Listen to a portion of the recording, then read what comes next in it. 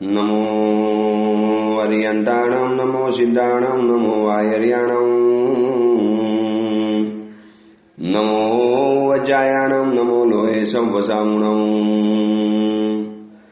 એસો પંચ નમુકારો સૌ પાવપણાસણો મંગલાણમ ચ સૌવેશિં પડમમ વૈ મંગલમ મંગલમ ભગવાન વીરો મંગલમ ગૌતમ પ્રભુ મંગલમ સુલભદ્રાદ્યા જૈન ધર્મોસ્તુ મંગલમ।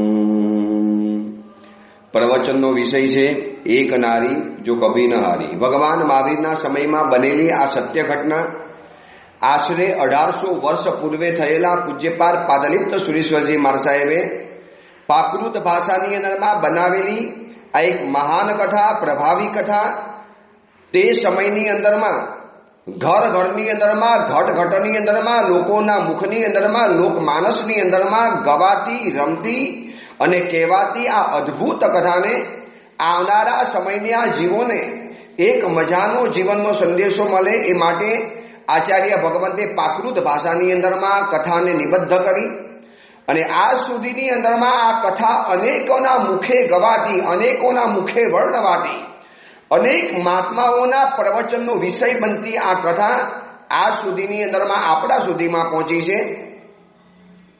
કથાનું સ્ટાર્ટિંગ પોઈન્ટ છે, કથાની શરૂઆત છે રાજગૃહી નગરી હતી। સોમા શેઠાણી અને ધનપાલ શ્રેષ્ઠીની એક હવેલી હતી।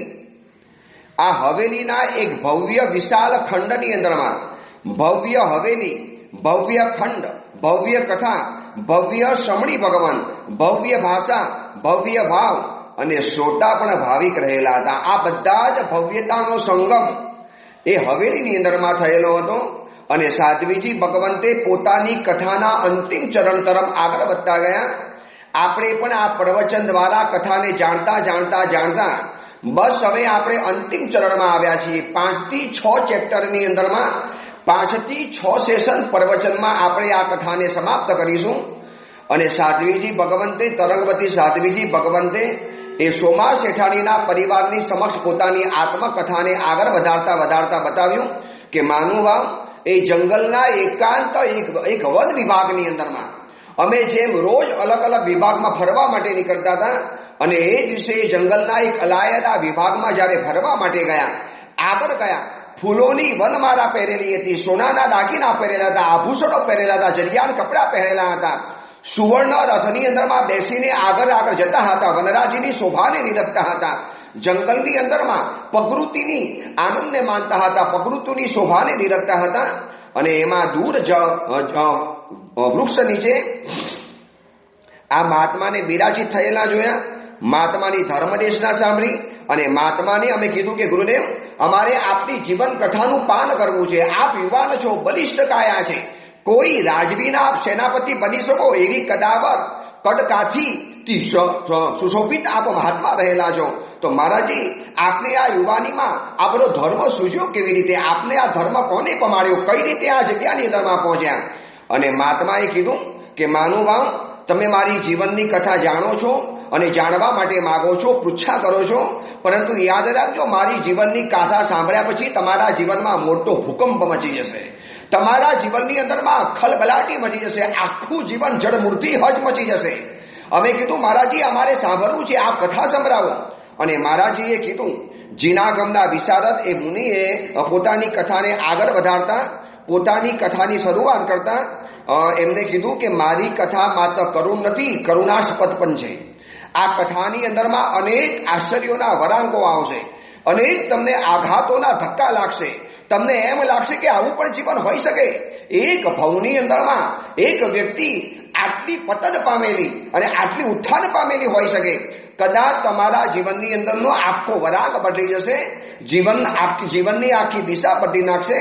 આ મારી કથા જે લોકો જાણે છે એ લોકોના જીવનની અંદરમાં ભૂકંપના આંચકા અને આઘાતના ઝાટકા લાગે છે। અને હું તમને કહું, હું જે આજે તમને ઉત્તમ શ્રમણ દેખાવું છું, માનું ભાવ તરંગવતી સાધ્વીજી ભગવાન સોમા શેઠાણીને કહી રહેલા છે કે અમને મુનિ ભગવંતે આત્મકથાની શરૂઆતની અંદરમાં એક મજાની વાત બતાવી. હું જે આજે તમને ઉત્તમ શ્રમણ દેખાઉં છું, તમને આજે બહુ સુંદર શ્રમણ તરીકે હું દેખાઉં છું. માનુભાવ, તમને ખબર છે આજે તમે મને જે મુગ્ધ અહોભાવ નજરે નિહારો છો, આ જ ભવની અંદરમાં એક સમય મારો એવો હતો કે જ્યારે લોકો મને ધિક્કાર અને તિરસ્કાર ભરી નજરે જોતા હતા. તમે આજે મારા તરફ શ્રદ્ધાથી આકર્ષિત થયા છો, પરંતુ આ જ ભવની અંદરમાં એક સમય હતો જ્યારે લોકો મારો પડછાયો લેતા, મને જોતા કે મારી સન્મુખ આવતા પણ ડરતા હતા, મારાથી દૂર ભાગતા હતા. આજે મારા હાથની અંદરમાં આ ઉપકરણો છે, જીવોનો રક્ષક એવું રજોહરણ છે, મુપત્તિ છે. મારા હાથની અંદરમાં સાધુના ધવલ વસ્ત્રો રહેલા છે. આ જ ભવની અંદરમાં એક સમયે હિંસક હથિયારો, તીર કામઠા, ભાલા, છરી મારા હાથની અંદરમાં સદૈવ રહેતા હતા, મારી ભાગ્ય રેખા બનીને રહેતા હતા. આજે હું કીડી માતાને બચાવનારો એક જૈન શ્રમણ છું. એક સમયની અંદરમાં હું પશુઓ અને માનવીઓનો લોહી પીનારો હતો, લોહી તરસ્યો હતો. આ કથા કહેતા કહેતા મહાત્માની આંખો જાણે કે ભાવ શૂન્ય બની ગઈ, જાણે કે શૂન્યમાં તાકતી રહી ગઈ. એ પોતાની પૂર્વ અવસ્થાને યાદ કરતા કરતા જાણે કે વેદના અને પીડાથી પીડાતા રહેલા હતા. અને મહાત્માએ પોતાની કથાની અંદરમાં જાણે કે ડૂબકી મારી તો એવી મારી, બસ આગળ વધતા ગયા. અને અમે એકાકાર બની, તલ્લીન બની અને મહાત્માની કથાને સાંભળતા હતા. કુલમા ષષ્ઠી, સાર્ષિકા, હું, પદ્મદેવ, અમારો જે ગણેલો સ્વજન વર્ગ, સેવક વર્ગ, આ બધા જ બેઠેલા હતા. અને એ જંગલના નીરવ વાતાવરણની અંદરમાં, જંગલની પ્રકૃતિની શોભાની વચની અંદરમાં જાણે કે મહાત્મા સ્થળ પર સમયનું ભાન ભૂલી અને અમારા કહેવા દ્વારા એ પોતાની આત્મકથાની શરૂઆત કરી. હું તમને આ ભવની કથા બતાવતા પૂર્વે એ શ્રમણ ભગવંતે અમને કીધેલું હતું કે હું તમને મારી આ ભવની કથા બતાવું, એની પહેલા તમારે પૂર્વ ભવની કથા જાણવી પડશે, તો તમને આ ભવની મારી કથાના અંકોડા જોડાશે, તો જ આ ભવની કથાનો તંત તમે જોડી શકશો. અને મહાત્માએ અમારી ઉત્સુકતાની, હવે તો અમારી ઉત્સુકતા ચરમસીમાએ ગઈ. જે શ્રમણ અત્યારે આટલા નિર્દોષ દેખાય છે, આટલા બધા પારદર્શી દેખાય છે, આ જાણે કે એક ધ્યાનની ટોચ ઉપર પહોંચેલા દેખાય છે, આ મહાત્મા હત્યારા હતા. આ મહાત્માએ જેવું કીધું એવું એમની પૂર્વ અવસ્થાનું જીવન હતું. શું હશે? અને એના કરતા એમની પૂર્વ ભવની અવસ્થા તો વધારે ગંભીર હતી એવું મહાત્મા કહેતા હતા. અને મહાત્માએ પોતાના પૂર્વ ભવથી પોતાની જીવન કથા કહેવાની શરૂઆત કરી કે આ ભવ પહેલા, અત્યારે હું જે શ્રમણ છું, એ ભવ પહેલા ચંપા નગરીની પશ્ચિમની અંદરમાં આવેલો એક જનપદ હતો. એ જનપદનો એક અટવી પ્રદેશ હતો. એનું ગાઢ જંગલ, એટલું બધું ગીચ અને ગાઢ જંગલ હતું કે આ જંગલની અંદરમાં માનવો કરતા મુગરલા, મહીષ, દીપડા, વાઘ, સિંહ, હરણિયા અને વનગજો વધારે રહેતા હતા. આ જંગલની અંદરમાં માનવો પગ મૂકતા ડરતા હતા. અને એ જંગલની અંદરમાં અમારો એક પારધીઓનો વાસ હતો. અમારું પારધીઓનું એક જૂથ રહેતું હતું. પારધી એટલે શિકારી. પારધી એટલે જે શિકાર કરીને આખી જિંદગી પસાર કરે. પારધીઓને શિકાર એ શોખ હોય, હિંસા એ લોકોની હાથની રેખા કરીને ઉતરેલી હોય. એ રાત દિવસ હિંસાની અંદરમાં રચ્યા પચ્યા રહેવું એ અમારો પારધીઓનો શોખ હતો. જંગલમાં ફરી વળીએ, તીર અને કામઠા લઈને નીકળી પડીએ, ભાલા અને બરછી લઈને નીકળી પડીએ. જ્યાં પંખી દેખાયો, પશુ દેખાયો, એને મારી ખાધા અને જીવતાને જીવતા લોહી પી જઈએ, ત્યાંને ત્યાં એનું પેટ ફાડી અને માંસ ખાઈ જઈએ. આવા કુલની અંદરમાં મારો જન્મ થયેલો હતો. આ મારી પૂર્વ ભવની કથા બતાવું છું. આ પૂર્વ ભવની અંદરમાં અમે એવા પારધીના ભવમાં મારો જન્મ થયો હતો. શિકાર અમારો શોખ અને વ્યવહાર રહેલો હતો. દિવસ રાત જંગલની અંદરમાં રખડવાનું, અનેક નિર્દોષ જીવોને હણવાના, ઝેર પાયેલા બાણ એ લોકો ઉપર સણસણતા છોડવાના, અને પશુઓની જે ચીચિયારી, એનો જે તરફડાટ, એની જે ચીસ, એનો જે પોકાર, એની જે મરણ ચીસ, એની જે ગભરાટ, અને જીવ બચાવવા માટેનું નિષ્ફળ પ્રયત્ન. અને એ પશુઓનો છે ને આ બધો રઘવાટ જોઈને અમે લોકો ખુશ થઈએ, તાળીઓ પાડીએ, અટ્ટહાસ કરીએ, જંગલને ગજાવી રહીએ. પશુઓની મરણચીસ એ જાણે કે અમારા માટે આનંદ હતો.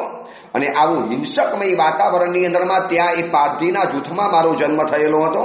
જંગલની અંદરમાં રહીએ, ઝૂંપડા બાંધીએ, જંગલની અંદરમાં રહેનારા અમે પણ જાણે કે એક નર પશુ રહેલા હતા.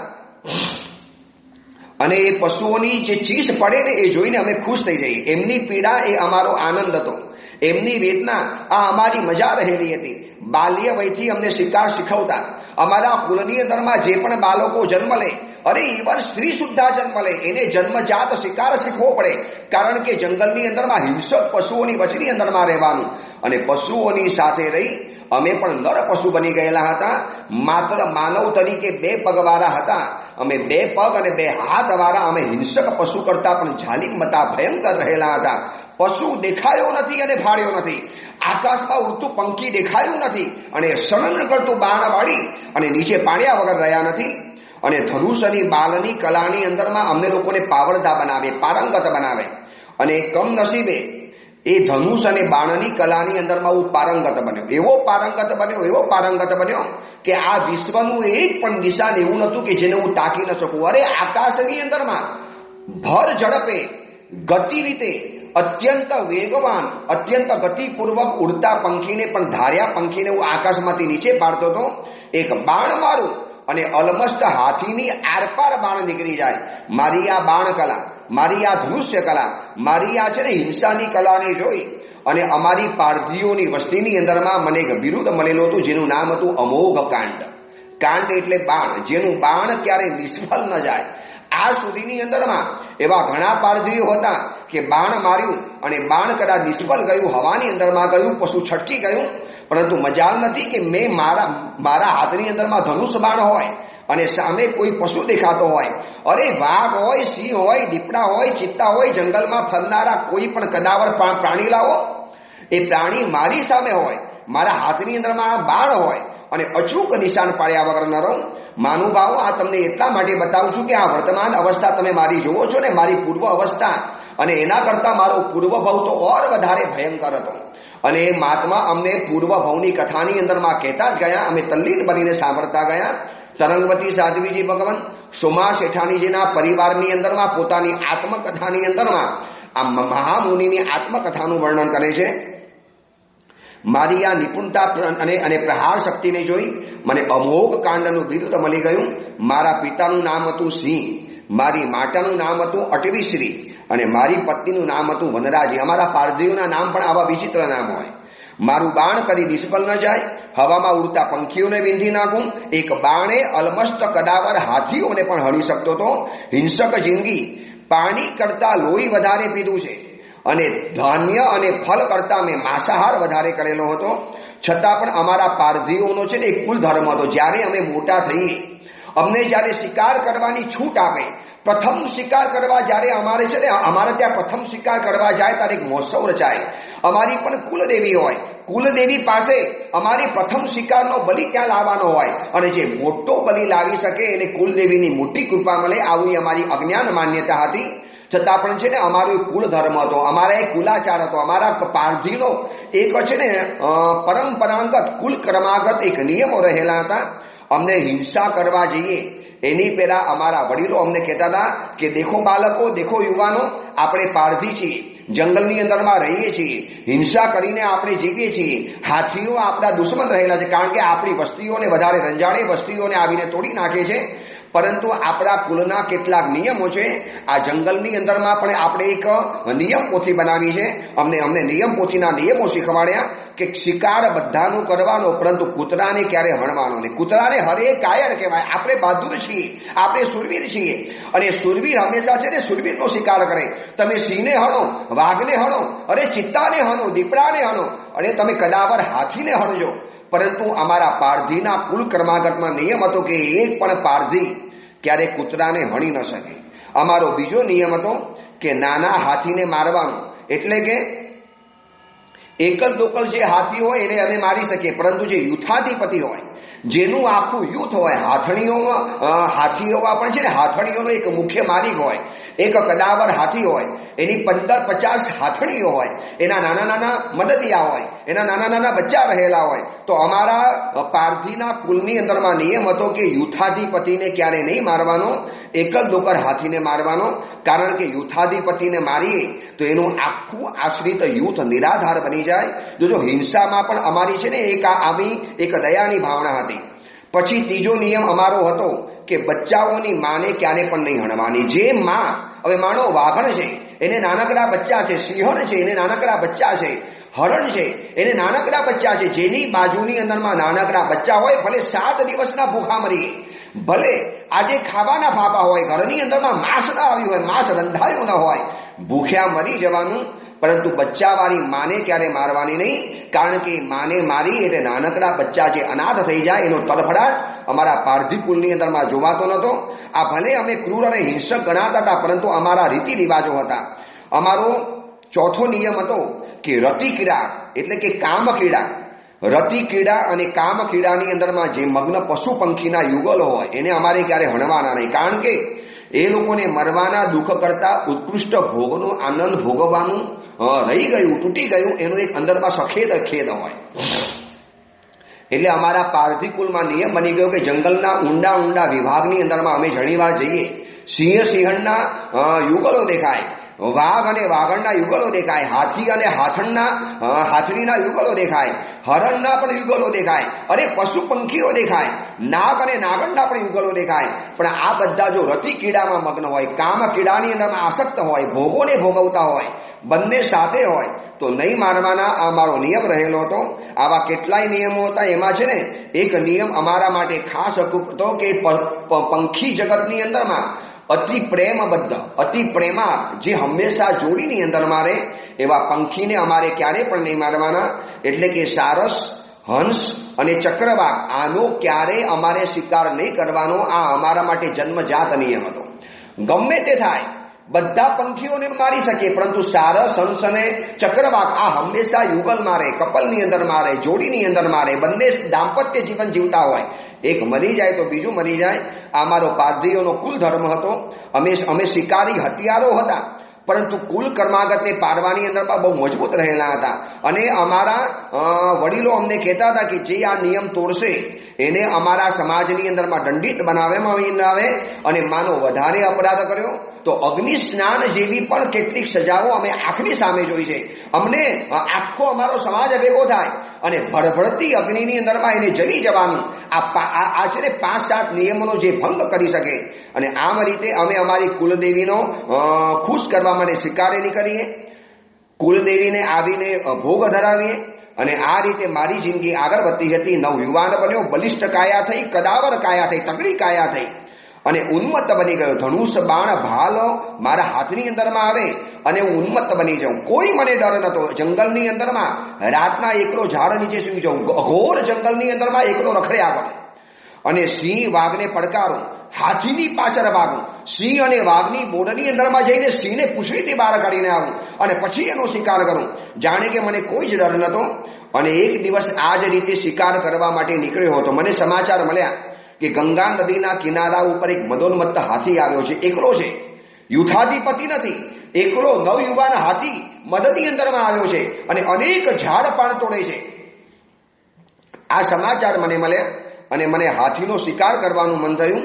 અને તેથી એકલા ફરતા તે હાથીને હણવા માટે હું એક ઊંચા તોતિંગ વૃક્ષ ઉપર ચડ્યો, અને વૃક્ષ ઉપરથી બરોબર છે ને જગ્યા શોધી હાથીનું નિશાન પકડ્યું, હાથની અંદરમાં બાણ લીધું, ઝેર પાયેલું બાણ બરોબર હાથની અંદરમાં પકડ્યું. અને આ એવું બાણ હતું, એવું અમોઘ બાણ હતું કે હાથીને આડ પાર ભેદી મેં જોયું. હાથી કદાવર હતો, એક પર્વત જેવો હતો, અલમસ્ત હાથી રહેલો હતો, બેફિકર હતો, નિષ્ફિકર હતો, અમારી વસ્તીઓને રંજાડતો હતો, ઝાડોને તોડી નાખતો હતો. અને જંગલની આ ગંગા નદીના કિનારાની અંદરમાં જળ ક્રીડાની અંદરમાં હાથી મગ્ન હતો. સુઢની અંદરમાં પાણી ભરે અને પાણી ઉડાડે, આજુબાજુનું પાણીને દોડી નાખે. અને ગંગા નદીની અંદરમાં અનેક ચક્રવાક અને સારસ અને હંસના યુગલો ત્યાં આગળ રમતા હતા. આ બધાને પરેશાન કરતો હતો. અને મેં કીધું આજે આ મારે હાથીને કોઈ પણ હિસાબે મારવો છે, પાડવો છે હાથીને. અમોઘ કાંડ મારી શક્તિ હતી. મારા હાથની અંદરમાં બાણ હોય અને હું બાણ છોડું, બિલકુલ હજી એકવાર અર્જુનનું બાણ નિષ્ફળ જાય, પરંતુ મારું બાણ ક્યારેય નિષ્ફળ ન જાય. મેં બાણ બરોબર ખેંચ્યું, પ્રત્યંચા લીધી અને બરોબર નિશાન સાધ્યું, અને બરોબર હાથીના પેટને નિશાનને પકડી અને બરોબર મેં સનન કરતું બાણ છોડ્યું. પરંતુ એ દિવસે કમનસીબ મારું હતું, અને એ જ દિવસે એક નર ચક્રવાકનું પણ દુર્ભાગ્ય જાગેલું હતું. મેં હાથીને નિશાન બનાવીને છોડેલું બાણ અચાનક ક્યાંકથી કોઈ નર ચક્રવાક વચની અંદરમાં આવી ગયો અને નર ચક્રવાક હજી હું છે ને કંઈક વિચારું, અરે આ તો અમારો કુલ કર્માગતો નિયમનો ભંગ થઈ જશે, આ ચક્રવાક પંખી છે. અમે પંખીને જોઈ અને ખબર પડી જાય કે આ પંખી કઈ જગતનું છે. હવે બરોબર મારા બાણની વચની અંદરમાં આવી ગયું, એવા ભાગની અંદરમાં આવી ગયું કે હાથીને હણે એની પેલા આ બાણ ચક્રવાકને ચોક્કસ લાગી જવાનું, પણ બાણ તો છૂટી ગયેલું હતું. હું હજી કંઈક કરું, કંઈક બીજો ઉપાય કરું, એની પેલા હાથીને હણે એની પેલા આ બાણ નર ચક્રવાકના પેટની અંદરમાં ઘૂસી ગયું અને ઘાયલ થઈ અને બાણની સાથે જ પાણીની અંદરમાં નર ચક્રવાક પડી ગયું. મારા હૃદયની અંદરમાં બહુ મોટો ભૂકંપ સર્જાઈ ગયો. અરે આજે અમારા કુલ કર્માગતનો આ નિયમનો મેં ભંગ કરી નાખ્યો. અમોઘ બાણ હતું, જે બાણ હાથીને પણ હણી શકે, જે બાણ હાથીને આરપાર ભેરી શકે, એમાં નાનકડા ચક્રવાક પંખીની તે શું હાલત થાય. આર પાર વિંધાયેલું ચક્રવાક પંખી સીધું પાણીની અંદરમાં પડ્યું, લોહીની ધાર છૂટી અને એની સાથીદાર, મને ખબર હતી કે આ નર ચક્રવાક એકલો ન હોય, એની ચક્રવાકી કાંઈક હશે અને ચક્રવાકી ચીચિયારીઓ પાડતી, રડતી, પુકાર કરતી અને એની આંખોની જે મેં વેદના જોઈ, ઝાડ ઉપર રહીને હું થીજી ગયો, મેં આ શું કરી નાખ્યું. હવે મારે પ્રાયશ્ચિત લેવું પડશે, મારે દંડ ભોગવવો પડશે, મારે સમાજ પાસે જઈ અને મારા અપરાધોને કબૂલ કરવું પડશે. મારે તો હાથીને મારવો, તો આ વચમાં ક્યાંથી આવી ગયો નર ચક્રવાક. અને મેં જોયું એની જે ચક્રવાકી જે હતી સાથીદાર, સ્ત્રી ચક્રવાકી, એ નર ચક્રવાકના શરીર ઉપર માથા પછાડે, બાણ ખેંચવાનો પ્રયત્ન કરે. મારું બાણ એટલું લોખંડનું ભારે હતું કે આ ચક્રવાકી નાજુક શરીરથી ક્યાંથી ખેંચી શકે, છતાં એને બાણ પકડી અને પોતાના સાથીદારને કિનારા ઉપર લઈ આવ્યો. અંદરમાંથી લોહીની ધાર વહેતી હતી અને હું પણ ઝાડ ઉપરથી ઝડપથી દોડી અને સીધો એ ચક્રવાક નર પંખીની બાજુની અંદરમાં આવી ગયો. ઓની સ્ત્રી ચક્રવાકી કલ્પાંત કરે, પોકાર પાડે, રડે, ચીચારીઓ પાડે, એની જે વેદના, એનું જે કરુણ વિલાપ, એની ભાષાની અંદરમાં એની જે આંખમાંથી આંસુ પાડે. અને મેં જોયું આવી વિંધાયેલી અવસ્થાની અંદરમાં પણ એ નર ચક્રવાક સ્નેહાળ નજરે પોતાની ચક્રવાકીને જોતો હતો અને આંખથી સાંત્વના આપતો હતો કે પ્રિય, ચિંતા નહીં કરતી, હું તો જઉં છું, હવે બચી નહીં શકું. અને હું સીધો જ દોડીને ભાગીની અંદરમાં આવ્યો. મને જોઈ મારું કારું સીસમ જેવું શરીર, કદાવર કાઠી, મારું હાથી જેવો દેદા, મારી હિંગોલક જેવી લાલ આંખો અને મેં જાને માર્યો છે એવી ચક્રવાકીને ખબર પડી કે બચારી ડરની મારી આકાશની અંદરમાં ઉડી ગઈ.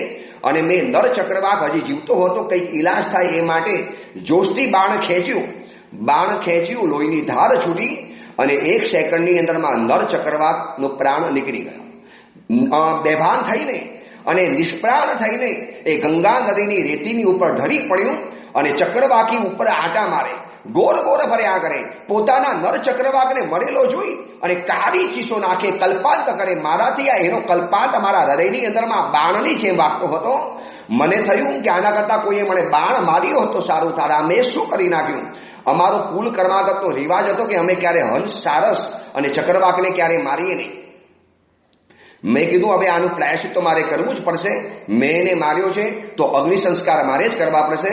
હું દૂર ગયો અને ક્યાંકથી લાકડા લઈ આવ્યો, ઝાડને તોડી અને લાકડાને કાપ્યા, લાકડાના ટુકડા કર્યા, લાકડાની અગ્નિચિતા બનાવી અને બાણથી પથ્થર ઘસી, મારા લોખંડના બાણ સાથે પથ્થરને ઘસી અને અંદરથી ચકમારો પેદા કર્યો, ચિંગારી પેદા કરી અને ચિત્તા પેદા કરી અને હરવે હાથે નર ચક્રવાકના મૃતદેહને ઉપાડી. મૃતદેહ જ્યાં સુધી ત્યાં પડેલો તો ત્યાં ચક્રવાકી આકાશમાં આટા માર્યા કરે, એને બિલકુલ છોડવા તૈયાર ન થાય, પરંતુ નીચે આવી નથી શકતી મારા ડરના કારણે. અને મેં ચક્રવાકના શરીરને હાથની અંદરમાં લીધું, નિષ્પ્રાણ શરીર, અને બહુ આદરપૂર્વક, બહુ રડતી આંખે, બહુ ગદગદ હૃદયે મેં ચિતા ઉપર એના પ્રાણને ગોઠવ્યો. ઉપર નવા લાકડા મૂક્યા અને ચિતા ભડ સગડવા માંડી. ગંગા નદીનો ઠંડા પવનની અંદરમાં ચિતાની અગ્નિ વધવા માંડી અને હજી છે ને, અને એ ચિતાની સમક્ષ નતમસ્તક બની મારો અપરાધ કબૂલ કરી હાથ જોડી અને નર ચક્રવાકના મૃતદેહની સામે માફી માંગતો માથું ઝુકાવીને ઉભેલો હતો. અને અચાનક છે ને ધબાક કરતો અવાજ આવ્યો, જોશથી અવાજ આવ્યો. મેં આંખ ખોલીને જોયું તો એટલામાં મારું માથું નીચું હતું, નતમસ્તક હતો. એટલાની અંદરમાં ઉપર નર ચક્રવાકના પ્રેમમાં મોહિત આ જોડી હંમેશા અખંડ રહે. એક મરી જાય તો બીજો મરી જાય. માટે જ અમારા પારધીના કુલની અંદરમાં આ લોકોનો શિકાર કરવાનો પ્રતિબંધ રહેલો હતો. પરંતુ મારું માથું નીચું હતું, હજુ કંઈક વિચારું. એમાં ઉપરથી સ્ત્રી ચક્રવાકી એ પોતાના નર ચક્રવાકના ચિતાની અંદરમાં સીધું ઝંપલાવી અને જીવતી બરવા માંડી, ભડ સળગવા માંડી અને મારું હૃદય પોકાર પાડ્યું. મેં 2 જણાને મારી નાખ્યા, 2 નિર્દોષ જીવોના પ્રાણ લઈ લીધા, આખી જોડીને ખંડિત કરી નાખી. નહીં, મને આ જિંદગીમાં પ્રેમ નહીં મળે, મારી પણ પત્ની આવી રીબાઈને મરશે. મેં આ શું કરી નાખ્યું? મારી આંખમાંથી ચોધાર આંસુ પડવા માંડ્યા. મેં મારા કુલ કર્માગતનો નિયમ તોડી નાખ્યો. મારા પિતાને દુઃખ થશે, મારી મા દુઃખી પામશે, મારો આખો સમાજ મને ધિક્કાર કરશે. અરે મને હવે જીવવાનો અધિકાર નથી. અને એ સ્ત્રી ચક્રવાકીની જે ચીચિયારીઓ, એની જે મરણ પીડા, એની જે મરણ ચીસ, અરે અંદરમાં નર ચક્રવાક તો મરેલો હતો, આ તો જીવતી ચક્રવાકી અંદરમાં મરી ગઈ. અને મેં આ લોકોના આવા અદ્ભુત પ્રેમ, આવા અદ્ભુત બલિદાન, આવો અદ્ભુત ત્યાગ જોઈ મારાથી પણ ન રહેવાયું. અને માનુભાવ, તમે નહીં માનો, હું ભલે પારધી હતો, ભલે શિકારી હતો, ભલે હિંસક હતો, આ સુધીમાં ભલે અનેકના લોહી અને માંસ ખાધેલા હતા, પરંતુ અમારા કુલ કર્માગતના નિયમને પાડવાની અંદરમાં હું સાવધાન હતો. અને મારાથી આ ચક્રવાકના આ બલિદાન મારાથી ન જોવાયું. જીવતી ભડભડ સરકતી અગ્નિની અંદરમાં આ ચક્રવાકી જે મરણ ચીસ સાથે અંદરમાં પડી અને જે બરી મરી, અને એનું જે ભયાનક મને આઘાત લાગ્યો, બેવડી હત્યાનું મને પાપ લાગ્યું, કુલાચારનો ભંગ થઈ ગયો. આનું પ્રાયશ્ચિત તો અગ્નિશાન જ હોઈ શકે. અને મેં પણ ભડભડતી ચિતાની અંદરમાં ઝંપલાવી દીધું. એટલે કે એક ચિતાની અંદરમાં 3 જણા બરી મર્યા. એક ચિતા નર ચક્રવાક, નારી ચક્રવાક, અને ત્રીજા નંબરમાં હું અંદરમાં ભડભડ સરગવા માંડ્યો. મને છે ને એ ચિતાનું દુઃખ નહોતું, મારી અંદરમાં જે પશ્ચાતાપનો જે અગ્નિ સરકતો હતો. અરે એ વખતે શરીર મારું બળતું હતું. જીવતા માણસનું શરીર બળે ત્યારે પીડા તો થાય, વેદના તો થાય. મને એ વેદના ઓછી હતી, મને વેદના વધારે એ હતી કે મેં કેવા 2 નિર્દોષ પ્રેમાર પંખીઓના જોડાને તોડી નાખ્યું. કેવું આ લોકોનું બલિદાન છે, શું ત્યાગ છે, શું પ્રેમની ભાવના છે. તિર્યંજ છે, અણસમજ છે, એની પાસે ભાષા પણ નથી, છતાં પણ આટલો બધો પ્રેમ છે. શું આ લોકોનો ઉચ્ચ આત્મા રહેલો છે. અને આવા લોકોને મેં મારી નાખ્યા. મારું તો આ જ પ્રાયશ્ચિત હોઈ શકે. મને અંદરમાં અપરાધનો જે અગ્નિ પેરા થયો હતો, પ્રાયશ્ચિતનો જે અગ્નિ પેરા થયો હતો, પશ્ચાતાપનો જે અગ્નિ પેરા થયો હતો, વેદનાનો જે અગ્નિ મારી અંદરમાં ભડભડ સરકતો હતો, એની સામે તો આ અગ્નિની ચિતાની પીડા મને કોઈ દિશાની અંદરમાં નથી. અને એ ચિતાની અંદરમાં હું પણ બરી મર્યો. અને મુનિ આ કથા જ્યારે કહી રહેલા હતા ત્યારે તરંગવતી સાધ્વીજી ભગવાન સોમા શેઠાણીને કે, શેઠાણીજી, આ મુનિ જ્યારે આ કથા કહેતા હતા ત્યારે અમને અમારી પાછલી આખી જિંદગી યાદ આવી ગઈ. મેં અને પદ્મદેવે આંખ મિલાવી, અરે આ તો આપણી કથા લાગે છે, આપણે આવી રીતે જ બરી મરેલા હતા. આવો જ ગંગા નદીનો કિનારો હતો. આવી રીતે તમારે જ્યારે વિંધાયા ત્યારે હું પણ તમારી પાછળ બરી મરેલી હતી.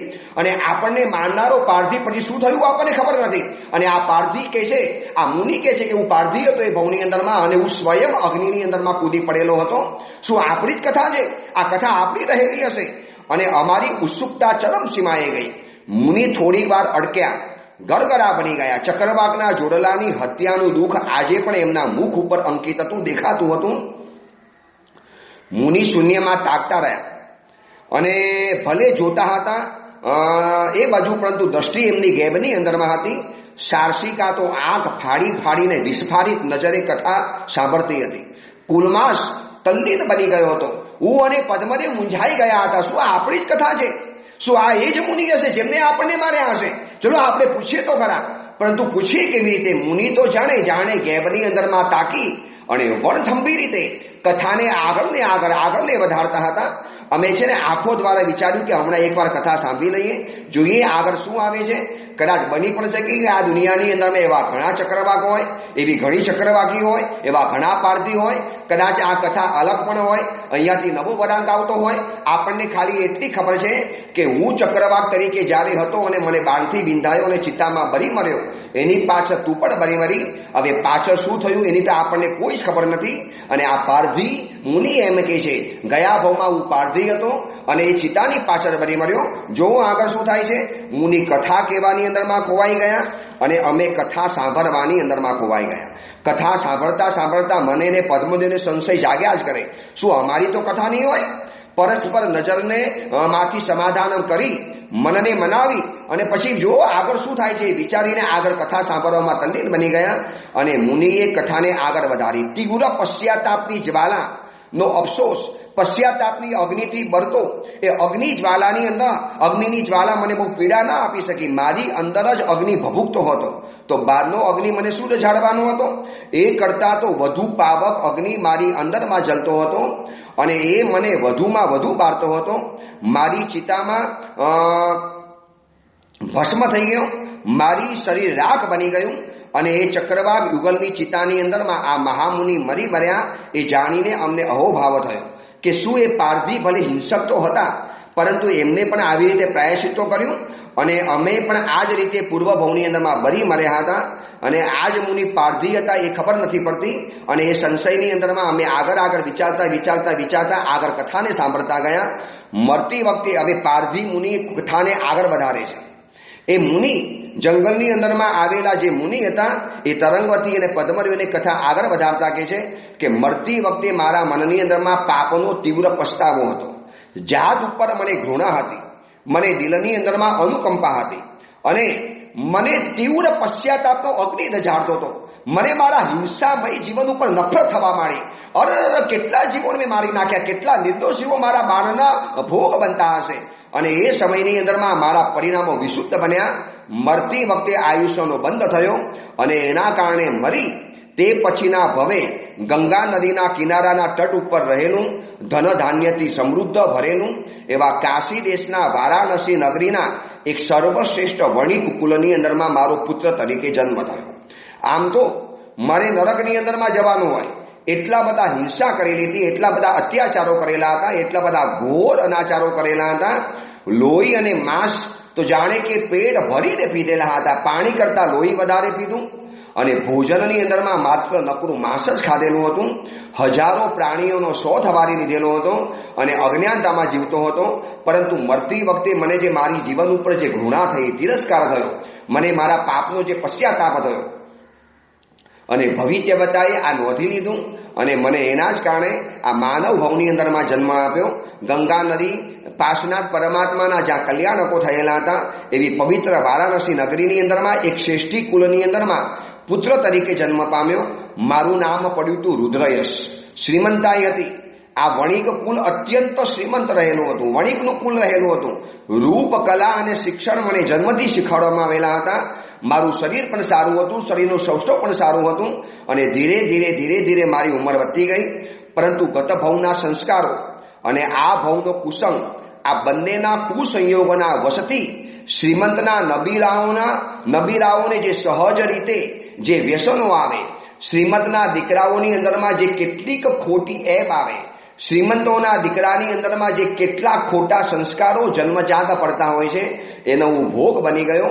મારા પિતાજીનું અત્યંત લાલન પાલન, અત્યંતમ પ્રેમમય અવસ્થામાં મારો ઉછેર કરેલો એકનો એક પુત્ર હતો. અતિ શ્રીમંતાઈ રહેલી હતી અને એના જ કારણે મને ખરાબ દોસ્તોની સંગત મળી ગઈ અને મારું જીવન આખું ધૂળ ધાણી બની ગયું. પૂર્વભવ મારો પારધી અવસ્થાની અંદરમાં ખતમ થઈ ગયો, અજ્ઞાનની અંદરમાં, અને આ ભવની અંદરમાં ઉત્તમ માનવ ભવની અંદરમાં આવ્યો. કઈ ખાનદાન અને સંસ્કારી વણિક પરિવારમાં મારો જન્મ થયો. શ્રીમંતાઈ મને મળેલી હતી, પરંતુ આ બધાના વચનની અંદરમાં એક મને કુસંગ એવો લાગુ પડી ગયો. ખરાબ મિત્રોની સોબતથી મને જુગાર રમવાનું એક વ્યસન લાગુ પડ્યું. અને મહાનુભાવો એક વાત સમજી રાખજો, એક વ્યસન તમારા જીવનની અંદરમાં આવે છે, તમારે ખાલી એક જ વ્યસનને લાવવાનું છે અને એ જ વ્યસન બાકી બધા વ્યસનને આપોઆપ લઈ આવશે. હવે માત્ર છે ને જુગાર રમવાનું મને વ્યસન હતું, એમાંથી ક્યારે દારૂ પીવાનું શરૂ કર્યું મને પણ ખબર ના પડી, એમાંથી ક્યારે માંસાહાર કર્યો મને ખબર ના પડી, એમાંથી પરસ્ત્રીગમન ક્યારે આવ્યું મને પણ ખબર ના પડી. અને એની સાથે સાથે જુગાર રમવાના પૈસા ઘરમાંથી રોજ મળે નહીં, પિતાજી પાસેથી રોજ મંગાય નહીં, પિતાજી પણ ગુસ્સો કરતા હતા અને ઘરની અંદરમાં રોજ ચોરી ન કરાય. હવે જુગાર તો મારું રમવાનું એક શોખ બની ગયો હતો. રાતના ઊંઘ ના આવે જુગાર ન રમું ત્યાં સુધી. અને જુગાર રમવાની અંદરમાં મને જે એક છે ને આનંદ અનુભવાય, મને જે રોમાંચ અનુભવાય, મને એક તીવ્રતા લાગતી હતી. અને આ જુગાર રમવાના માટે મેં હવે ચોરીની શરૂઆત કરી. વિચારો મહાનુભાવો, કેટલા અધપતને હું પહોંચી ગયો. એક વ્યસન. આ પ્રવચન સાંભળનારા દરેક યુવકોને, દરેક યુવતીઓને કે દરેક મહાનુભાવોને મારું કહેવું છે કે તમારે ખાલી એક જ વ્યસનને લાવવાનું છે અને એ જ વ્યસન બાકી બધા વ્યસનને લઈ આવશે. એવી રીતે તમારે જીવનમાં એક જ ધર્મ લાવવાનો છે. એક ધર્મ લાવો, એ જ ધર્મ આપોઆપ બધા ધર્મને ખેંચી લાવશે. પછી એ પ્રવચન શ્રવણનો ધર્મ હોય, સુપાત દાનનો ધર્મ હોય, અનુકંપાનો ધર્મ હોય, રોજ દેરાસરમાં પરમાત્માના મુખ દર્શનનો એક ધર્મ હોય, પરમાત્માની પૂજા કરવાનો ધર્મ હોય, અરે એક દયા કરવાનો ધર્મ હોય. રસ્તાની અંદરમાં કોઈ દિવ્યાંગ વ્યક્તિ છે, પ્રજ્ઞાચક્ષુ વ્યક્તિ છે, તમે એને રસ્તો ક્રોસ કરાવો, આવો પણ તમારો શોખ હોય. ગરીબોને દાન દેવાનો તમારો એક ધર્મ હોય. આ એક ધર્મ છે ને જીવનમાં અનેક ધર્મને તાણી લાવે છે. એક પાપ અનેક પાપને તાણી લાવે છે અને એક પુણ્ય અનેક પુણ્યને ખેંચી લાવે છે. અને મારા જીવનની અંદરમાં આ જ બન્યું. એ મુનિવર કહે છે, એ મુનિવર તરંગવતી અને પદ્મદેવને કહે છે, અને તરંગવતી સાધ્વીજી ભગવાન સોમા શેઠાણીને કહે છે. અને એ તરંગવતી એ સોમા શેઠાણીજીને જે કથા કીધી એ કથા આપણે જાણી રહેલા છીએ. તરંગવતી સાધ્વીજી વગર પોતાની આત્મકથા સ્વરૂપે કથા કહે છે કે અમને મહાત્માએ કીધું, એક માત્ર જુગારના વ્યસને મારા જીવનને પાયમાલ બની નાખ્યું, જીવનને ખતમ કરી નાખ્યું, ઉત્તમ માનવ હોવ તહસ નહસ કરી નાખ્યો, મારા આખા પરિવારને વેર વિખેર કરી નાખ્યો, મારા માતા પિતા આઘાતથી મરી ગયા, મારા માતા પિતા આ મારો જુગાર, મારું પરસ્ત્રીકમણ, આ મારી વેશ્યાવૃત્તિ અને મારી છેલ્લે ચોરી કરવાની વૃત્તિ, અરે મારા માતા પિતા તોબા પોકારી ગયા, બેટા તે શું કર્યું, તારી જિંદગી ખતમ કરી નાખી. અને હવે ઉદ્ધત બની ગયો, ઉન્મત્ત બની ગયો, સ્વચ્છંદ બની ગયો. અને તમે નહીં માનો, મારા વ્યસનના પાપે, મારા પાપના પાપે, મારા કુસંગના પાપે અને આ મારી ખરાબ જિંદગીના પાપે અકાલે મારા માતા પિતા પંચત્વ પામ્યા, મારા માતા પિતા શાંત હો ગए, મેરે માતા પિતા મર ચૂકે. પણ મને એનો કોઈ અફસોસ નહોતો. હવે ખુશ થયો, આખું ઘર મારા હાથની અંદરમાં છે. હવે બધા જ પૈસાનો સુવાંગ એકલો માલિક રહેલો છું. હવે મને અટકાવનારું કોઈ નથી. અને ઓર બેફામ બની ગયો. ધીરે ધીરે છરી અને તલવાર મારા હાથની અંદરમાં રાખવા માંડ્યો. અને ક્યારેક ક્યારેક હિંસાના રવાડે ચડી ગયો. મારા વિરોધની અંદરમાં આવે એને છરી ખોસી નાખું અને અપરાધના એક અંધારી આલમની અંદરમાં મારો પ્રવેશ થઈ ગયો. કેવો ઉત્તમ મને ભવ મળ્યો તો, વણિક કુલમાં મને જન્મ મળ્યો તો. એક કુસંગ આજે કોલેજની અંદરમાં જનારા દીકરા દીકરીઓને કહું છું કે લવ જેહાદના ચક્કરોની અંદરમાં નહીં ચડતા.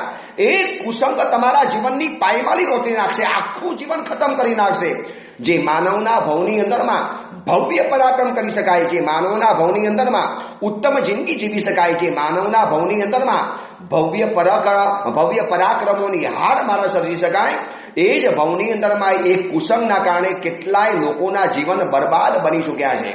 જીવન સાવ પાયમાલ અને કંગાળ બની ચૂક્યા છે. તમે આજે તપાસ કરો, ઉત્તમ કુળની અંદરમાં જન્મેલા દીકરાઓ આજે ચરસના અને ગાંજાના રવાડે ચડી ગયા છે, દારૂના રવાડે ચડી ગયા, પાર્ટીઓના રવાડે ચડી ગયા. હમણાં 31 આવવા દો.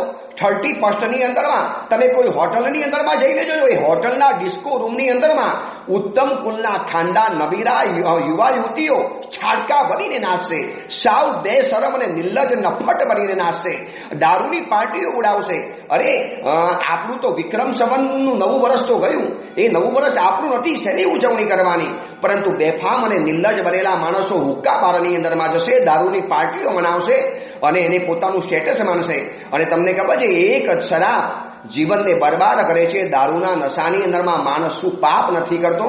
એ નશો જ્યારે મગજની ઉપર જ્યારે છવાઈ જાય છે ત્યારે મગજના છે ને બધા જ દરવાજા બંધ થઈ જાય અને અંદરમાંથી એક શેતાન પેદા થાય. અને શેતાન પછી રેપ કરાવે, બલાત્કાર કરાવે, ખૂન કરાવે, હિંસા કરાવે અને ન કરવાના પાપ કરાવડાવે. આ મુનિ પોતે કહે છે કે ઉત્તમ જીવન મારું હતું, કાશી કોશલ દેશમાં મારો જન્મ થયેલો હતો, વારાણસી પવિત્ર નગરીમાં મારો જન્મ થયેલો હતો. આવી નગરીમાં જન્મ લીધા પછી શ્રીમંત કુટુંબ મળ્યું, રૂપ મળ્યું, અરે કલા અને યૌવન બધું શીખેલો હતો. પરંતુ એક કુસંગે મારા જીવનને પાયમાલ બનાવી નાખ્યું. અને આ મારા કુસંગ ભર્યા જીવન, આ મારા પાયમાલ જીવનને મારા માતા પિતા જોઈ ન શક્યા. એમને આઘાત લાગ્યો, એમને છાતીની અંદરમાં આંચકો લાગ્યો. અને તે સમયની અંદરમાં જેને હૃદય કંપ કહેતા હતા, આજની ભાષાની અંદરમાં જેને હાર્ટ એટેક કહે છે, આ જોઈને મારા માતા પિતા એક સાથે ગુજરી ગયા. મને એનો પણ કોઈ અફસોસ ન થયો. હું બેફામ સ્વચ્છંદ હતો.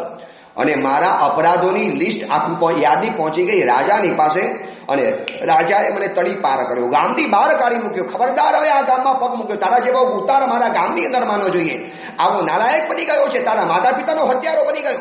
અને રાજાએ મને માત્ર મારો જાન લેવામાં બાકી રાખ્યો. મારું અપમાન કરી, ગધેડા ઉપર બેસાડી મારું અપમાન કરી અને મને ગામની બહાર કાઢી મૂક્યો. છતાં પણ છે ને મને પસ્તાવો ન થયો. ઉલટાનો મારા અંદરની અંદરમાં ક્રોધાગ્નિ ઓર વધી ગયો. હવે બધાને બતાવી દઈશ, આખી દુનિયાને બતાવી દઈશ. હવે લોકોને પરેશાન ન કરો તો મારું નામ નહીં. આ દુનિયાએ મને પરેશાન ન કર્યો, મને ગામમાંથી કાઢી મૂક્યો. ગયા ભવની અંદરમાં હું શિકારી હતો અને આ ભવની અંદરમાં હું જુગારી બની ગયો, ચોરવાળો બની ગયો અને ચોરોની પલ્લોની અંદરમાં જઈને જોડાઈ ગયો. હવે મેં છે ને એવી એક ટીમ બનાવી જે મારા જેવા ક્રૂર હોય, હિંસક હોય, હત્યારા હોય, જુગાર રમતા હોય, દારૂ પીતા હોય, પરસ્ત્રીક્રમણ કરતા હોય, લૂંટફાટ કરતા હોય. હવે તો જંગલની અંદરમાં ગયો અને જંગલમાં મને સમાચાર મળ્યા કે વિંધ્ય પર્વતની આડાશની અંદરમાં આવેલી એક ખારીકા નામની અટવી છે અને આ અટવીની અંદરમાં એક વિંધ્ય પર્વતોની એક હાર મારા છે. એમાં વિકટ પ્રવેશ દ્વારવાળી એક સિંહ ગુફા નામની ચોરોની પલ્લી છે. અહીંયા અઠંગ નામીચા ક્રૂર ઘાતકી યમરાજાના જેવા નિશંસ ભયંકર આતતાઈ, જે લોકો સ્ત્રી અને પુરુષોને મારતા, જેનું રૂવાડું પણ ન ફરકે એવા ચોરો અહીંયા વસતા હતા. એવા મને સમાચાર મળ્યા. જે સ્ત્રીઓના શરીર અને શિરને ચૂંટતા હતા, વેપારી અને સાર્થવાહોને લૂંટતા હતા, અનેક દુષ્કર્મ કરતા હતા, અનેક રીતે લોકોને ઠપતા હતા. તદ્દન અધર્મી, અનુકંપાહી, દયા માયાનો છાંટો પણ જોવાના માટે ન મળે અને એમ લાગે કે જાણે કે જીવતા નર રાક્ષસ આ લોકો છે. એવા મને સમાચાર મળ્યા અને હું એ પલ્લીની અંદરમાં જોડાઈ ગયો. મને મારી ખાનદાની યાદી ના આવી, મને મારો કુલાચાર યાદ ના આવ્યો, મને મારા માતા પિતાના સંસ્કારો યાદ ના આવ્યા. એક કુસંગે મારા જીવનને કેટલું પાયમાલ બનાવી નાખ્યું. અને મહાત્મા જ્યારે કહેતા હતા ત્યારે અમને થયું કે વિમલમતી ઉપાધ્યાય ભગવંતના સંસ્કારો મળવાના કારણે હું તો કેવી ઉજ્જવલ બની ગઈ, આ પદ્મદેવના સંસ્કારો કેવા ઉજ્જવલ બની ગયા. અને એક કુસંગ મળી જાય યુવાનીના સમયની અંદરમાં, જો સાચું માર્ગદર્શન, સાચી દિશા લાઈન, સાચું દિશા સૂચન જો ન મળી જાય તો જીવન કેવું પાયમાલ બની જાય છે. પદ્મદેવને એના વિદ્યાગુરુએ, મને મારા વિદ્યાગુરુ વિમલમતી ઉપાધ્યાય ભગવંતે કેવા સંસ્કારો આપીને અમને બચાવી નાખ્યા એ અમને યાદ આવ્યું. અને મુનિ કથા કહેતા જ ગયા અને એમના જીવનનું જે વર્ણન કર્યું અમને એમ લાગે કે અત્યારે આ મુનિ છે અને આ મુનિ પૂર્વ અવસ્થાની અંદરમાં આવા હતા. આ જ ભવની વાત છે. પૂર્વ ભવ તો પતી ગયો, એ ભવમાંથી મરીને આ ભવની અંદરમાં વળી પુત્ર બનેલા હતા, રુદ્રયશ બનેલા હતા, ઉત્તમ કુળમાં જન્મેલા હતા. પરંતુ એક કુસંગે જીવનને પાયમાલ બનાવી નાખ્યું. આ વાત એટલા માટે દોહરાવું છું કે આજે મોટા ભાગના ઘરોની અંદરમાં આવા કુસંગના કારણે બહુ મોટા ખરડાયેલા ચહેરાવાળા છોકરા છોકરીઓ ઘરમાં વસે છે. એનાથી માતા પિતાઓ ત્રસ્ત છે, માતા પિતાઓ પરેશાન છે. એક મિત્રનો ઓર્ડર થાય એટલે માતા પિતા કે એસી તેસી, મિત્રો ઓર્ડર કરે એટલે બહાર ફરવા ચાલી જવાનું, મિત્રો ઓર્ડર કરે એટલે માતા પિતાને વગર કહે માથેરાન, મહાબલેશ્વર, લોનાવાલા, પંચગીરી અને દેવલાલી ચાલી જવાનું. મિત્રો ઓર્ડર કરે એટલે માતા પિતાને પણ છોડીને નીકળી જવાનું. આવાથી છે ને માતા પિતાઓ ત્રસ્ત છે. એ લોકોને કહું છું, જોઈ લો આ જિંદગી, કેટલી મજાની જિંદગી મળેલી હતી, કેટલી સુંદર જિંદગી મળેલી હતી. એક ગુલાબ બની શકે, ગુલાબના ગલગોટા જેવી જિંદગી સાવ કાંટા જેવી બનાવી નાખી. અને મહાત્મા પોતે કહે છે કે હું ચોરોની પલ્લીની અંદરમાં પહોંચ્યો, મારે એની અંદરમાં પ્રવેશ કરવો હતો, મારે પ્રવેશ પ્રાપ્ત કરવો હતો. અને જ્યારે એ પલ્લીપતિની પાસે હું જ્યારે પહોંચ્યો અને પલ્લીપતિને મેં કીધું કે મારે તમારી અંદરમાં ચોર તરીકે દાખલ થવું છે. અને પલ્લીપતિનો જે કદાવર ચહેરો રાક્ષસ લાગે, જીવતો રાક્ષસ લાગે, એમ લાગે કે જાણે કે કોઈ માણસ રાક્ષસનું રૂપ લઈને અવતરી ગયો છે. એને મને કીધું કે ભાઈ અમારા ત્યાં અહીંયા પ્રવેશ કરવો હોય તો પેલા પરીક્ષા પ્રાપ્ત કરો, તારી ક્રૂરતા, તારી હિંસકતા, તારી નિર્દયતા સાબિત કરી બતાવ.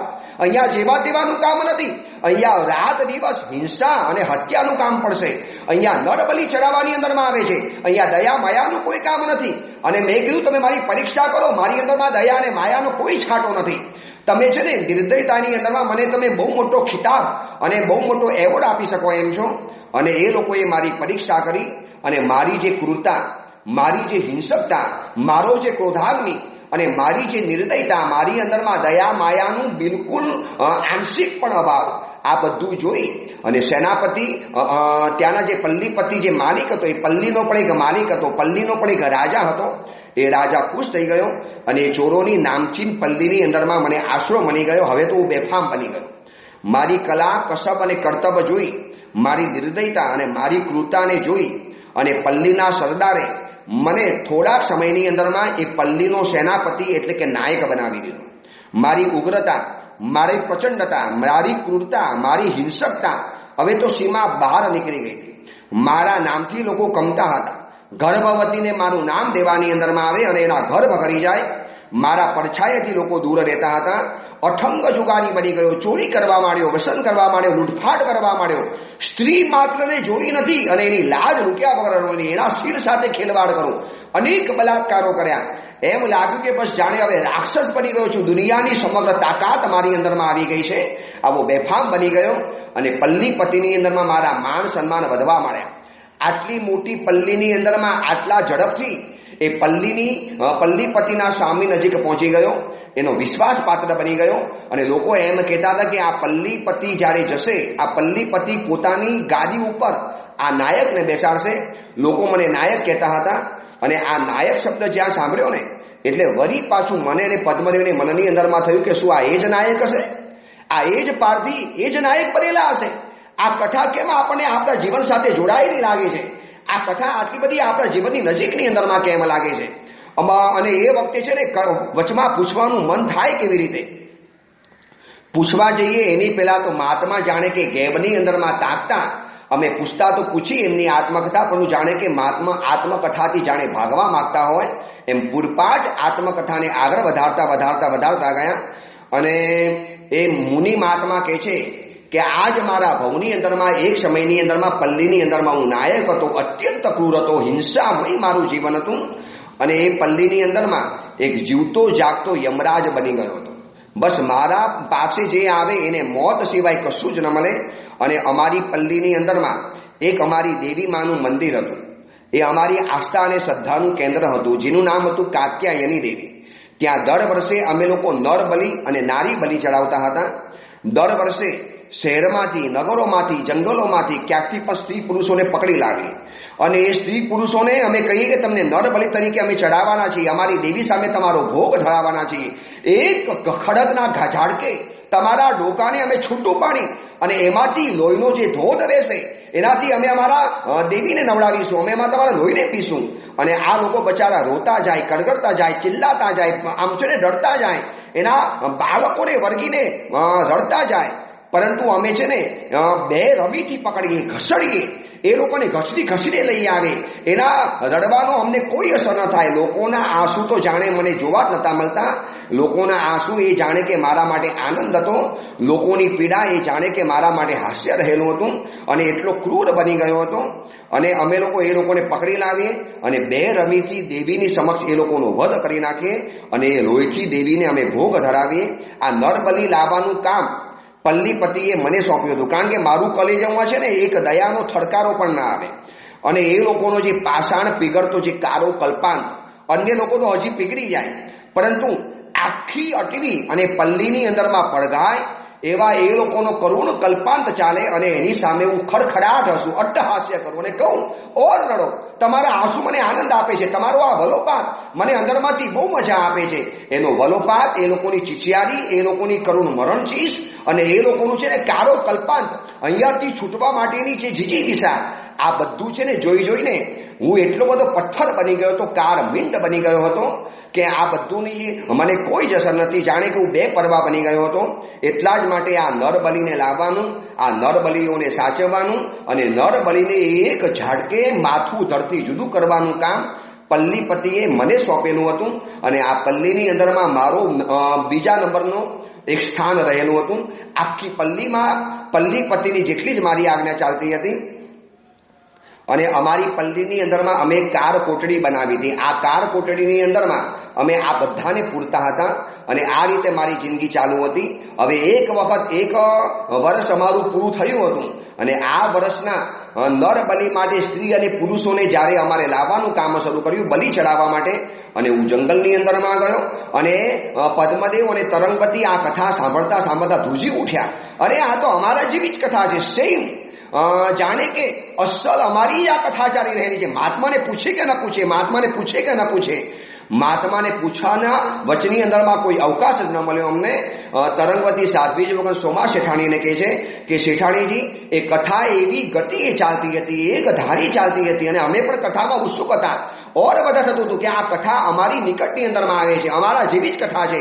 અમે પણ આવી રીતે ગત ભવની અંદરમાં ચક્ર વાગાતા, અમે પણ આવી રીતે વિંધાયા હતા, અમે જ આવી રીતે અગ્નિની અંદરમાં જંપલા પાર કર્યો હતો, અમે જ આવી રીતે છે ને પલ્લીમાં પકડાયા હતા, અમને જ આવા કોઈ નાયક મળ્યા હતા, અમને જ હવે પલ્લીમાં ક્યારે કર્યા. શું આ એ જ નાયક હશે?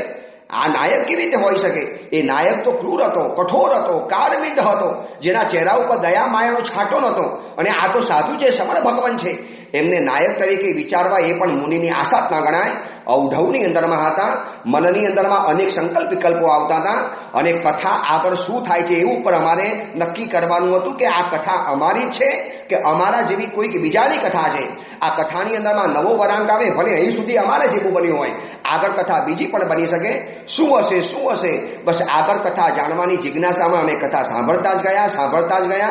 તરંગવતી સાધ્વીજી ભગવંતો એ શેઠાણીજીને કથા કહેતા જ ગયા છે, પરંતુ આપણે અહીંયા અટકવું પડશે. હવેથી પ્રવચન પોણો કલાક જ કરીશ તો જ આ તરંગવતી સાધ્વીજી ભગવંતની કથાને આપણે સંપૂર્ણ ન્યાય આપી શકીશું. હવે માત્ર 4 દિવસ રહ્યા આ કથાને સમાપ્ત કરવાની અંદરમાં. આવતીકાલે આ મહાત્માની કથા, આત્મકથાની ટોટલ સમાપ્ત કરીશું અને પછી ખબર પડશે કે આ મહાત્મા એ જ પારધી છે, આ મહાત્મા એ જ નાયક છે કે કોઈ અન્ય છે. અત્યારથી જો આપણે વિચારીશું તો કદાચ મહાત્માને આપણે અન્યાય કરી બેસીશું.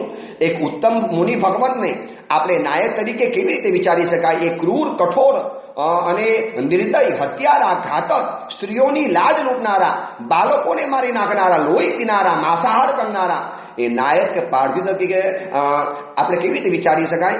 ચલો, આપણે આવતીકાલે નિર્ણય થઈ જશે કે આ મુનિ કોણ છે, કોણ મુનિ રહેલા છે, અને પછી છેલ્લે તરંગવતી અને પદ્મદેવના જીવનની અંદરમાં શું ચમત્કાર સર્જાય છે, શું જીવનની અંદરમાં એક નવો ભૂકંપ બને છે અને શું એક અજબની ઘટના બને છે, એ વાત આપણે આવતીકાલે કરીશું. આજે આપણો પોણો કલાક ઉપર થવાની અંદરમાં આવ્યો છે. આવતીકાલે પણ પોણો કલાક કરીશું. હવે કથા પોણો કલાક ચાલવાની છે. કથાનું શેડ્યુલ બતાવી દઉં કેવી રીતે કથા આવશે. આવતીકાલે આ મુનિની આત્મકથા પરિપૂર્ણ કરીશું. પછી આગળ તરંગવતી અને પદ્મદેવની જિંદગીમાં શું વરાંક આવે છે, શું ભૂકંપના આંચકા આવે છે એ વાત કરીશું. ત્યારે કથા સમાપ્ત થઈ જશે અને પછી છેલ્લા 3 દિવસ, એમાં 2 દિવસની અંદરમાં આપણે તરંગવતી સાધ્વીજી ભગવાનનો આત્મા જે અત્યારે દિવ્ય દેવલોકની અંદરમાં છે ત્યાંથી આપણે આમંત્રણ આપીશું. આવશે, જરૂર પધારશે. આપણે આટલા દિવસ જેમને આપણે ભક્તિભાવથી યાદ કર્યા, શું આપણા પોકાર સાંભળીને નીચે નહીં પધારે?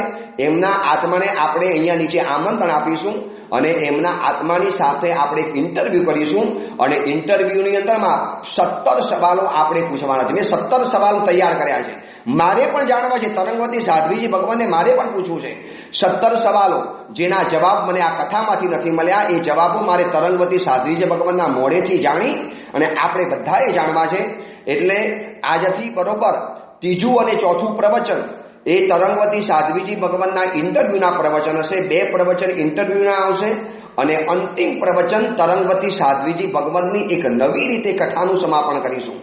એક અદ્ભુત રીતે આ કથાને, અદ્ભુત કથા છે, એનું સમાપન પણ અદ્ભુત હોવું જોઈએ. લગભગ 13 વધીને ચોમાસી 14ના દિવસે આ કથાને આપણે અંતિમ ચરણમાં પહોંચાડીશું. મારી ગણતરી છે કે 13ના દિવસે આ કથાને આપણે સમાપ્ત કરવી છે. એટલે કે 28 તારીખે આ કથાને સમાપ્ત કરીશું, 29 તારીખે 14 છે, 30 તારીખે કારતક સુદ પૂનમનો દિવસ શત્રુંજયની ભાવયાત્રા આપણે કરીશું. આ જ માધ્યમે, આ જ પ્લેટફોર્મ ઉપરથી, આ સુધર્મ સ્વામીની પાઠ ઉપરથી. અને કારતક વદ એકમનો દિવસ આવશે. આમ જોવા જઈએ તો અમારા માટે આ દુઃખનો દિવસ છે, અમારા માટે કારો દિવસ છે. અમારા પ્રાણ પ્યારા ગચ્છાધિપતિ પૂજ્યપાદ જયગો સુરેશ્વરજી મહારાજ સાહેબ આ દિવસે કાળ ધર્મ પામ્યા હતા. એમનું અદ્ભુત જીવન આપણે અડધો પોણો કલાકની અંદરમાં આ માધ્યમ દ્વારા જાણીશું. અને કારતક વદ બીજ એટલે કે 2 ડિસેમ્બર અને મારો શાંતાકુશી સંઘમાંથી વિહાર કરી અને અહીંયાથી મારો પ્રથમ વિહાર થશે. પ્રથમ વિહાર ક્યાં થશે, કેટલા વાગે થશે, શું થશે, આ બધું તમને આગળ બતાવીશ. પરંતુ શાંતાકુશ વાસીઓને એટલું કહું છું કે આવજો, કેવા આવજો. હું તમને ત્યારે પણ આમંત્રણ આપીશ, પણ આજે આમંત્રણ આપું છું. હું આવ્યો ત્યારે તમે કદાચ મને લેવા માટે નતા આવ્યા, પરંતુ જ્યારે આ સંઘમાંથી જઉં છું ત્યારે મને મૂકવા માટે જરૂર આવજો. એટલે કે આવજો, કેવા આવજો. આપણે જ્યારે મહેમાન ઘરની અંદરમાં ત્યારે કહીએ ને આવજો, એ આવજો, આપણે આવજો કેવા દરવાજે જઈએ, બારીએ ઉભા રહીએ. તમે મને આવજો કહેજો મહારાજજી, ફરીવાર પધારતા રહેજો, અમારા સત્સંગમાં પધારો મહારાજજી, અમને લાભ આપતા રહેજો. ચલો એ વાત આપણે આગળ આગળ કહેતા જઈશું. એ જ મંગલ કામના, મંગલ ભાવના, જેના આગળ બીજું કાંઈ પણ બોલાયો તો મિચ્છામી.